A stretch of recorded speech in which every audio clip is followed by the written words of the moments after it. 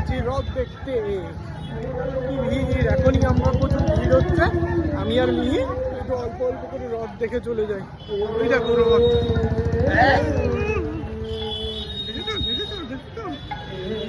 দেখো রথ রথ রথ, ওই যে ওই যে ওই যে ওই যে এখানে একটা চলো, এখানে একটা জগন্নাথ দেবের মন্দির করেছে, আমরা দেখে আসি।